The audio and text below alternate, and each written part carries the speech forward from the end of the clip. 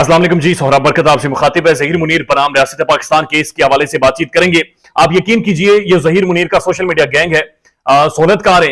ये इतने ज्यादा नालायक हैं कि अगर इनकी जगह लाहौर द पावा अख्तर लावा को हायर कर लेते तो यकीन कीजिए वो पावा शावा करके लावा शावा करके कम से कम ज्यादा एक इंपैक्ट छोड़ता एज कंपेयर टू ये जो सोशल मीडिया गैंग के सोहलतकार है। अब हुआ इनके साथ ये है कि इनकी 3 ऑडियोज लीक कर दी गई हैं और फयाज रामे साहब ने बीच चौराहे में बाजार में इनकी धोती खींचकर वो साइड पर हो गए हैं। धोती खींच भी ली है और धोती अपने पास रख ली है और इन सबको बीच चौराहे में उसने नंगा कर दिया है, मुकम्मल तौर पर नंगा कर दिया है। ये जो 3 ऑडियोज हैं इनमें बैकग्राउंड में जो आवाज आ रही है वो फयाज रामे साहब की आ रही है। ये ऑफिस भी मेरी इत्तलात के मुताबिक फयाज रामे साहब का है और ये फयाज रामे अब इनकी छेड़ बन गया है। वो धीमा धीमा अंदाज में चलता हुआ जब भी आता है इनकी चीखें निकल आती हैं कि ये रामे अब क्या करने वाला है। रामे को बचो, रामे को नसो, ए नहीं छड़दा सानू, इसका कोई हल खड्डो।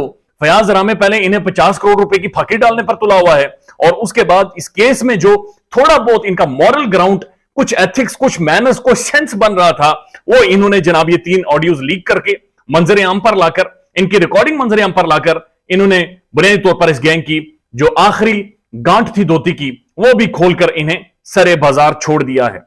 अब जो जहीर का जो सोशल मीडिया विंग है उसमें जो एक पढ़ी लिखी शख्सियत बैठते हैं जिनकी वजह से वो ट्रांसमिशन हिट होती है, जिनकी वजह से उस ट्रांसमिशन में जान पड़ी है, अली जाफरी साहब, एडवोकेट अली जाफरी साहब। अली जाफरी साहब के बारे में आयशा खान जब उनसे मिलकर आई हैं उनका यह कहना था कि जैसे ये पोर्ट्रे करते हैं चीजों को, ये वैसे नहीं है, ये मुकम्मल एक डिफरेंट शख्सियत है जो लाइव ट्रांसमिशन में होती है और जो ऑफ द रिकॉर्ड होती है। और मैं भी तस्दीक करता हूं चूंकि मेरी इनके साथ कुछ टेलीफोनिक कन्वर्सेशन बाज़ोकात हुई है, तो ये जैसे ऑफ द रिकॉर्ड है ये ऑन रिकॉर्ड ऐसे नहीं है, ये बिल्कुल डिफरेंट है। और आयशा खान के मुताबिक ये वो सोने की मुर्गी हैं जो वहां पर बैठकर अंडे देती हैं और इन्हें बाकायदे से डायरेक्ट किया जाता है, स्क्रिप्ट दी जाती है कि जाफरी साहब अज तुसी ए कहना है, अज तुसी ओ कहना है। लेकिन ये जो स्क्रिप्ट दी जाती थी जाफरी साहब की, इसको फयाज रामे मंजर आम पर लेकर आए। पहली चीज जो ऑडियो लीक हुई है उसमें पहली बात अली जाफरी साहब को यह कहते हुए सुनी जा रही है कि लड़की इस वक्त वालिदैन के पास नहीं है, उसमें सबसे बड़ा किरदार हमारा है। वो हमारे से मुराद यही है कि मिस जुनारा माहम का बाकी जो नीला नीला वो वहां पर बैठता है और उसके बाद वो एक और हैं जो पता नहीं भमरे, वो उनके बकौल वो गाड़ी में घूमते रहते हैं।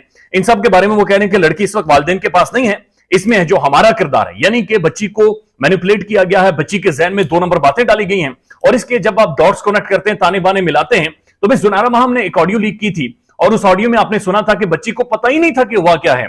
बच्ची को यह पता ही नहीं था कि जावेद शरीन का प्लाटेड इंटरव्यू के बाद वो प्राइम टेलीविजन पर गया, सोशल मीडिया पर हिट हुआ, उसके मिलियंस पर व्यूज आए और लोगों ने इंटरेस्ट लेना शुरू कर दिया है। बल्कि बच्ची को बताया जा रहा था कि तुम्हारे उस इंटरव्यू के बाद मैं तो वायरल हो गई हूं और मुझे प्राइम टीवी बुला रहा है, प्राइम अखबारात बुला रहे, मेरे ऊपर प्रोग्राम्स हो रहे हैं और मेरे इंटरव्यूज हो रहे हैं। तो बच्ची शशदर रह जाती है। वाकितन क्या आप ठीक कह रही हैं आप ही कि क्या वाकितन उस इंटरव्यू के बाद इतना रोला पड़ा है? यानी बच्ची को बाकायदा से फीड किया जा रहा था और इस बात की तस्दीक इस ऑडियो लीक में अली जाफरी साहब ने की है। उसके बाद वो अली जाफरी साहब कहते हैं जो कम से कम ऑडियो में सुना जा रहा है कि मेरा जहन नहीं मानता कि वो रिश्ता लेने के लिए कराची गए थे। अभी रिश्ता लेने के लिए कौन गया था?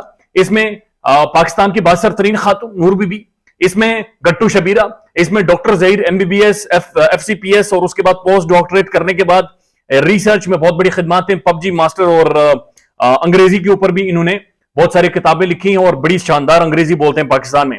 ये सारे लोग कराची गए थे, मकसद अगवाकारी था, मकसद 2 नंबरी था, इसके लिए इन्होंने पैसे इकट्ठे किए थे। उसके बारे में जाफरी साहब कहते हैं कि कुछ 10,000 मुझसे पकड़े, लाख रुपए दूसरे से पकड़ा, तीसरे से पकड़ा और उसके बाद कुछ सहूलतकार भी उसके अंदर हुए, इन्वेस्ट किया गया और बहुत भारी भरकम रकम पेश की गई और ये सारी चीजें हुई और उसके बाद से ये वहां से बच्ची भगा कर लेकर आए हैं। उसके बाद जो तीसरी ऑडियो है वो सबसे ज्यादा इंटरेस्टिंग है। अब यहां पर एक सवाल पैदा हो गए हैं कि अली जाफरी साहब एक कम से कम सेंसिबल पर्सनैलिटी है। आई डोंट नो व्हाट, ये किस फ्रेम ऑफ माइंड में है, ये किस सोच में है, ये किस जोन में है, ये क्या सोच रहे हैं? ये फयाज रामे साहब के सामने बैठे हुए और फयाज रामे नु कहते ने कि जुनैरा नु माफ कर दे और उसमें ये कहते हैं कि वो जो लेटर पर्चा लीक हुआ था जिसमें वो कह रही थी कि मैं मजाक कर रही थी, आपकी दिल आजारी हुई हो, उस पर बात भी नहीं करनी चाहिए, वो इतनी ज्यादा अजीब सी वो गुफ्तगू है, मैं मजाक कर रही थी, आपकी दिल आजारी हुई तो माजरत। ये फयाज रामे साहब के सामने बैठकर उनसे अप्रूव करवा रहे हैं कि जनाब अगर मैं उनसे यही अल्फाज लिखवा लेता हूं, या फयाज रामे साहब ने जिस तरह से मुझे बताया है कि ये बाकायदा से एक अप्रूवल लेने आए थे मेरा कि अगर वो इस तरह से आपसे माफी मांगे तो क्या आप माफ कर देंगे ताकि उसकी भी फेस सेविंग हो जाए और हमारी भी फेस सेविंग हो जाए। आप अंदाजा लगाइए कि लाहौर का एक एडवोकेट, एक जेंटलमैन, एक पर्सनैलिटी जो इस ट्रांसमिशन के अंदर जिसने जान डाली हुई है, चले जो भी ओपिनियन है, वो जाकर अप्रूवल ले रहा है फयाज रामे से, तो उसके बाद क्यों ना कहें कि फयाज रामे असल में धोती में हाथ डालकर खींच गया है। और फयाज रामे इस केस में आखिरी टाइम पर ऐसी जरबे लगा रहा है, ऐसे हथौड़े मार रहा है, ऐसे खींच खींच के हथौड़े मार रहा है कि उसने इस गैंग का आगे पीछे कुछ नहीं छोड़ा। और अब सिर्फ एक ही बात हो सकती है कि इनके जो सौलतकार हैं वो लाहौर दा पावा जो है अख्तर लावा से रब्ता करें ताकि कोई सेंस बने। ख्याल रखिएगा अपना। अल्लाह हाफिज।